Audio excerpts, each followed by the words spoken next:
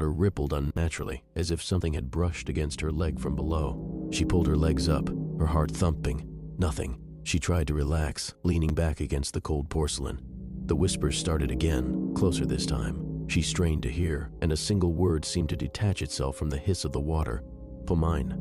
Amelia shot up, the water sloshing over the sides. She scrambled out, her skin prickling. The water, now still, looked perfectly normal. She told herself it was stress, exhaustion. She needed sleep. The next night, she avoided the bathtub, opting for a quick shower. But the feeling of being watched, of something lurking just out of sight, persisted.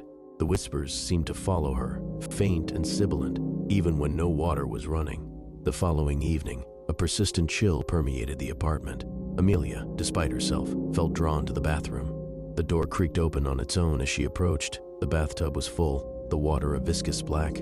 This time there were no whispers, only a heavy silence that pressed against her ears.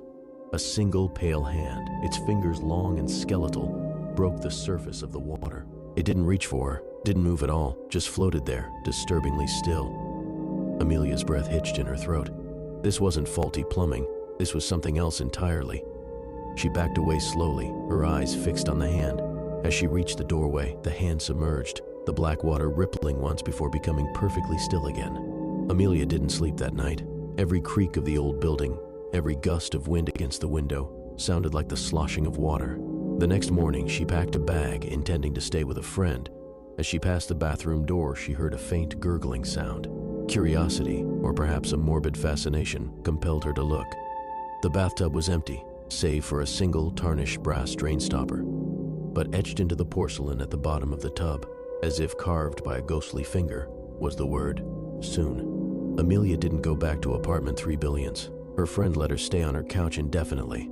Months later, she heard through the building grapevine that a new tenant had moved into her old apartment. A young man, eager for a cheap rent in a central location. One rainy Tuesday evening, miles away in her friend's cozy living room, Amelia felt a sudden, inexplicable chill. She shivered, pulling her blanket tighter. Somewhere in the city, in the echoing silence of apartment 3 Billions, the claw-footed bathtub was likely filling again, and waiting.